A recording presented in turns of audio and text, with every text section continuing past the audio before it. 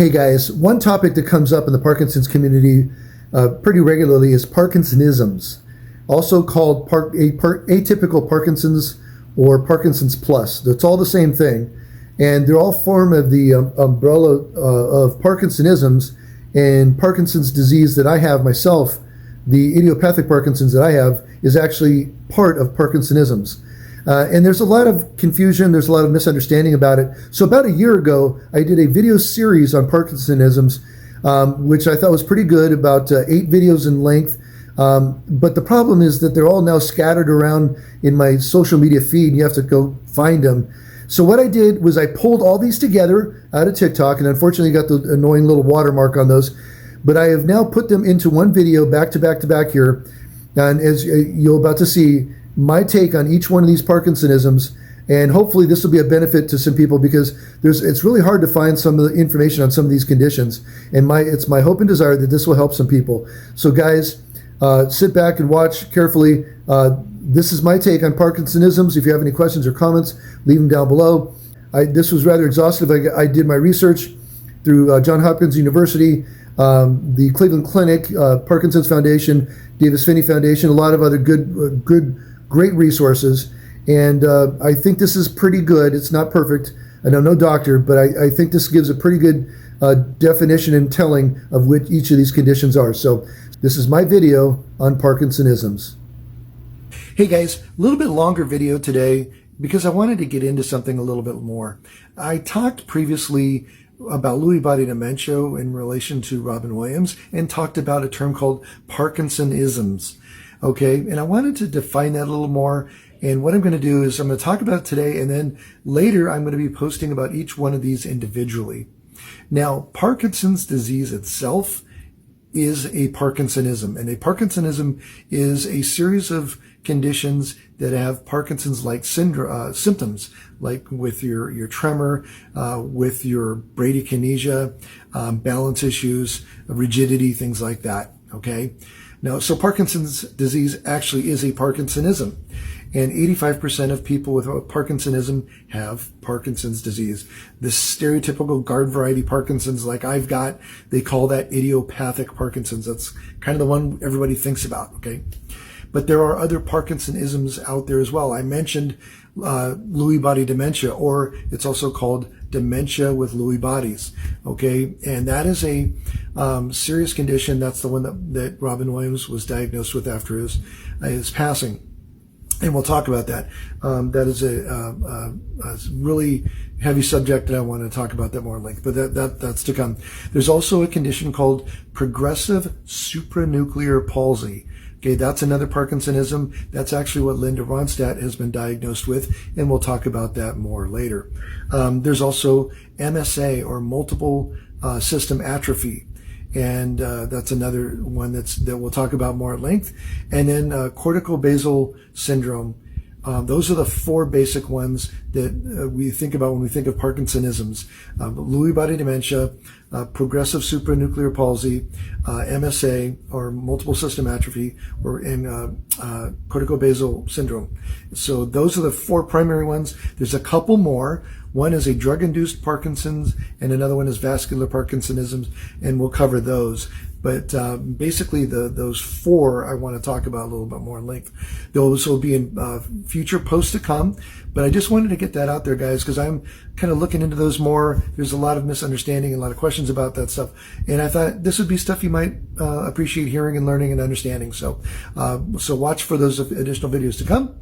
If you have any questions or comments, leave them down below, and we'll talk to you guys soon. Take care, and God bless. Hey guys, this is episode 2 in my series on Parkinsonisms. Now today I'm going to talk about dementia with Lewy bodies. It's called Lewy body dementia, or dementia with Lewy bodies.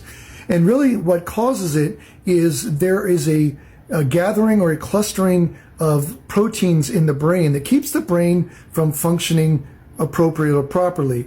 Those little clusters are called Lewy bodies. Now we don't know why it happens. It's just like Parkinson's, we don't really know why. Now, dementia with Lewy bodies is a progressive disorder. It gets worse over the course of time. And the cognitive decline is much more rapid in Lewy body dementia than it would be, let's say, in Parkinson's disease itself. And people with Lewy body dementia have very detailed hallucinations. Another symptom of Lewy body dementia is fluctuating attentiveness.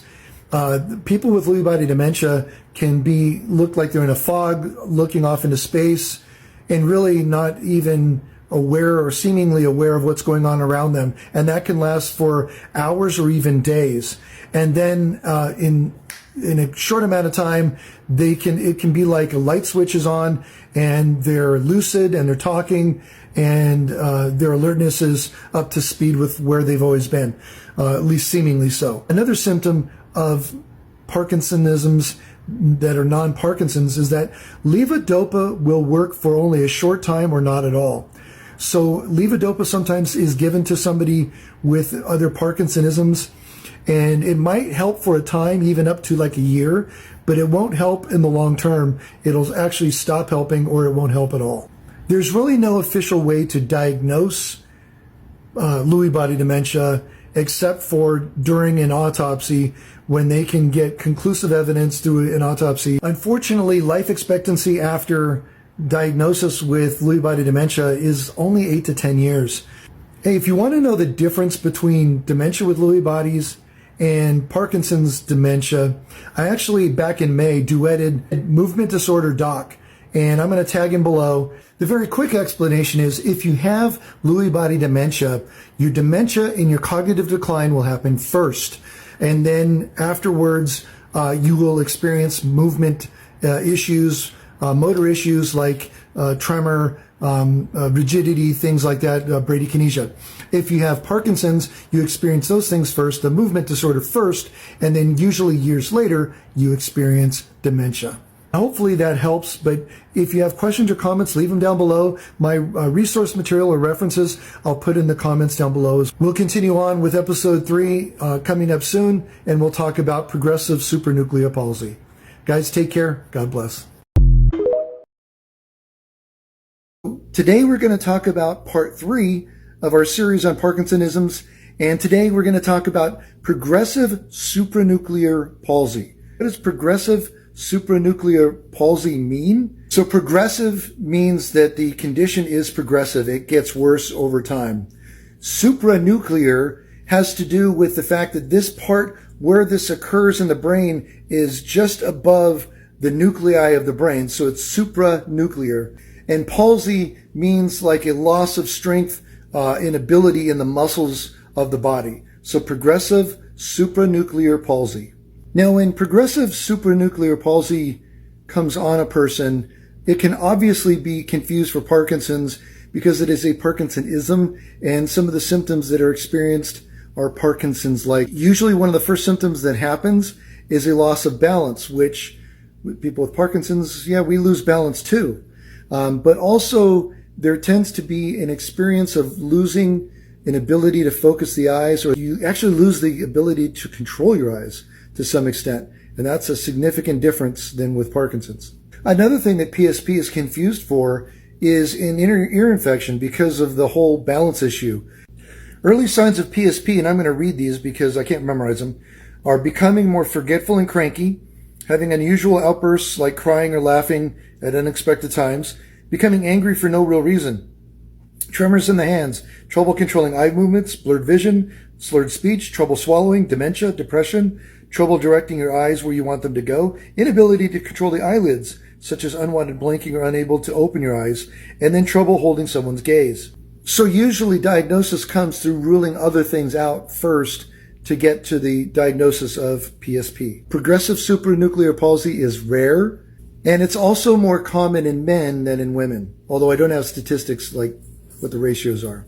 So with PSP, it's caused by damage to the brain cells in the stem of the brainstem, but we don't know why or how they get damaged.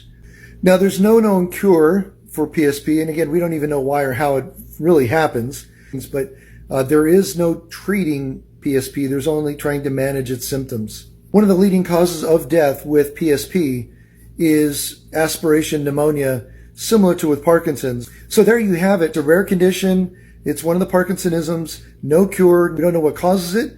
And we don't exactly know how it happens. If you guys have any questions or comments, leave them down below. I'll do my best to answer them. Next in our series, we're going to tackle corticobasal syndrome. And then we will wrap up with MSA, multiple system atrophy. I'm saving that for last. I've got a lot to say about that one. Take care, everybody, and God bless. Hey guys, we're here for the next in the series on atypical Parkinson's, or Parkinson's Plus. And today we're going to talk about corticobasal syndrome. It is a degenerative disease. So in other words, it gets worse over the course of time, that actually causes a part of the brain to atrophy. So where does corticobasal syndrome come from, the term? Well, cortico ties back into the cerebral cortex part of your brain that's affected by this. That's the outer layer of nerve tissues that aids in memory, learning, and movement, things like that. Basal part of the term comes from the basal ganglia, which is the group of nerve cells in your brain that's critical for learning and motor function. So what causes it? Well, researchers think it is a frontotemporal degeneration. Degeneration happens when a tau, which is a protein in your brain, actually clusters together and causes damage to your brain, causing it to die off. As far as the rarity of this condition, there's about 700 people in the United States that have received this diagnosis, but some experts think there's as many as 3,000 cases in the country. They just haven't been diagnosed yet. So signs of corticobasal syndrome usually occur in the 60s. They can occur, though, as early as the 40s. And just like Parkinson's, and this is a Parkinsonism, it affects everybody differently. The symptoms include balance problems with uncoordinated walking gait, difficulty swallowing, memory problems, muscle spasms, muscle twitches, and muscle contractions, which is dystonia. Trouble completing tasks like using utensils or buttoning a shirt, difficulty coordinating fine movements, difficulty controlling one limb, a condition called alien limb syndrome, and slowed movements, which is bradykinesia. Dementia, also slurred or slowed speech, difficulty finding the right words, and tremors. So diagnosis comes through physical exam and through the communication of signs and symptoms, so just like a clinical diagnosis. But the patient may also receive blood tests, imaging tests, neuropsychological testing, and cerebrospinal fluid tests to rule other things out, and that's really how they come to the diagnosis. Now, the condition's called corticobasal syndrome upon diagnosis. Upon confirmation, it's corticobasal degeneration. But that confirmation is only through an autopsy after death. It's just like the other Parkinsonisms. There's no curing this. There's just managing symptoms. And managing the symptoms could be with occupational therapy, physical therapy, speech therapy, things like that. What's the prognosis? Well, death usually occurs 5 to 10 years from diagnosis. And the death is usually from a complication of the situation, either from falling or from something like aspiration pneumonia. So that's my summary, guys. If you have any questions or comments, leave them down below. Thank you so much for listening. Take care, and God bless.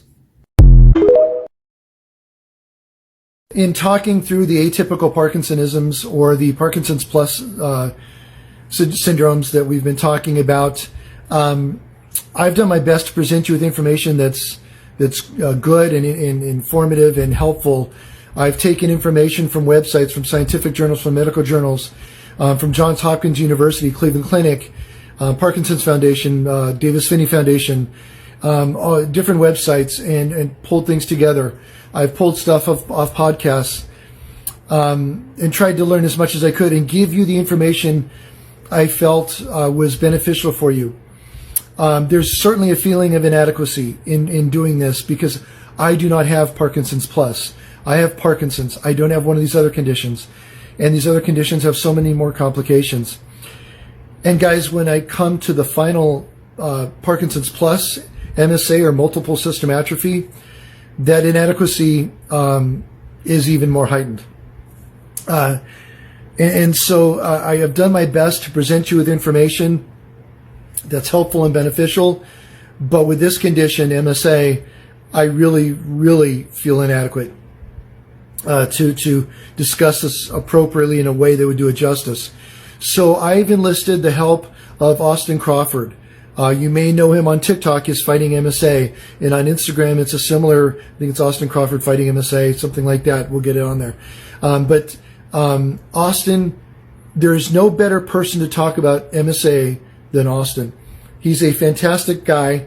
If you've seen his TikToks, you know he's funny, he's been entertaining, he's been upbeat despite his diagnosis and his prognosis. And I admire this man and I respect him so much. And so I have interviewed him, and what I'm going to do for MSA is I'm going to break up the interview into 2 3-minute chunks, because that's all we can do on TikTok. But even 6 minutes is not enough to do justice to this topic. So I'm going to present you with the interview with Austin Crawford to talk about MSA in 2 different chunks. And then I'm also going to refer you to his websites, or to his website and to his videos, because you will learn so much by watching his videos. And his second video, Driven to Help, is actually winning some awards and getting some recognition. It's so informative. And I got to tell you guys, you'll learn so much. The links for those are in my bio, in my Linktree bio, and of course you can check it out through his website or through his bio too. But guys, more stuff to come. MSA, there's a lot to talk about. You guys have questions or comment, leave them below, but watch for those videos with Austin. Thanks and take care. Austin, thank you so much for your time this morning. I really appreciate it. We're talking MSA as part of the whole series on Parkinsonisms, and going through social media. Austin, you have a big presence representing MSA, and of course your account is Fighting MSA, and I really appreciate your time this morning to talk about this. Can you just kind of give us an overview of what MSA is and how it impacted your life? Well, kind of a basic overview of MSA is an atypical Parkinsonism, which are one of the 4 that you described. MSA is more of internal functions, balance, breathing, heart rate, all of the body functions that you can't control automatically on your own, that are controlled, are basically shutting down. So your breathing, your lung capacity, your digestion, your heart rate. Some have dipped so low that you'll need pacemakers, and basically machines just to run your life. Now, I had read that one of the initial symptoms for a lot of people is loss of balance or even blacking out. That's what you experienced, right? Well, the very first one was when I was on the motorcycle, going for a cheeseburger for benefit, and laid my bike down. Never have laid my bike down in 40 years. And then coming home on the police department in the video was the very noticeable one, because we only have like a 6-foot by 6-foot bathroom. And luckily I didn't hit any of my head on anything else, so I got lucky. When you talk about diagnosis, downloaded this from the MSA Coalition website, and I'm going to read an excerpt here. MSA is a complex disorder, and not every doctor will have heard of it. And find a doctor you trust who is willing to learn. That's what a rare and misunderstood disease this is. How long did it take you finally to get diagnosed for your situation? I think we were at 8 different hospitals. 8 different hospitals. My wife's mother went into the hospital, unfortunately, and had a neurologist. My wife really liked him. Within 15 minutes, he said, yes, I can honestly say that this is what you have, and I know why they haven't told you. And it is because it is such a devastating illness, and they didn't want to actually come out and say it. It was kind of devastating to know, but it was actually kind of, I guess, mindful now that we know what's going on. So yeah. I'd say once you find that good doctor, definitely stick with them. Help me understand, like daily, what you do to manage what you can of this disease. For us with MSA patients, or for me by myself, you get to a stage where it's either day or night. My nights would be coming home we start at 6 o'clock or about 5 o'clock when my wife gets home, starting all the medical supplies for the feeding tubes. We fill all of the feeding bags, all the syringes for all the medications, and then we'll play with the dogs until 5:30. At a quarter till, we take our medications. She gets me into bed, starts my medications, turns on the TV for a while, and I wake up in the middle of the night, usually about 3 o'clock, flush, and then that starts our day. Then I can lay there until usually about 5:30, 6 o'clock in the morning, and Amy will come and get me up. We have an assistant that comes over 40 hours a week, and God bless her for everything that she does too. So I call her my super supporter, and she will take care of and step in where Amy, where she's gone at work, make sure that my new medications, or if I don't fall, or if I need to go somewhere. You're always relying on somebody else. I think that's the hardest part. You know, MSA falls in as a Parkinsonism, but it is not Parkinson's. It's also not MS. And it's funny, I've only been looking into the literature and things here for a short time, and people have looked at the pamphlet and like, oh, MS. I'm like, no, it's MSA. Yes. I'm sure you get that quite a bit, I'm guessing. I would say 98% of the time, that is what we get. Oh, I'm sorry, you have MS. That's the misunderstanding that there's an A at the end. It's MSA. If the general public wants to find out more, the MSA Coalition, is that the best place to go? Yes, I would say the msacoalition.org would be the very first step.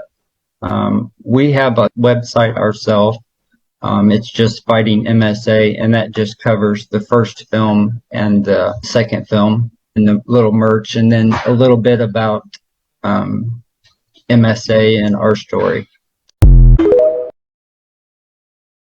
When we're talking about awareness, you do obviously a fantastic job.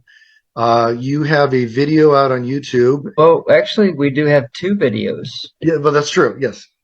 So I wouldn't have had the car if I didn't have the bike. So the trike went to a local veteran. The veteran had this car. It's a 1970 Dodge Dart. We wanted to do something for the community, and still raise awareness and still have a little bit of fun. So what we have done was reached out to major manufacturers that have stepped up, like Blueprint Engines, Riley Motorsports, and all of the major sponsors that have helped us get this cart to where it's at.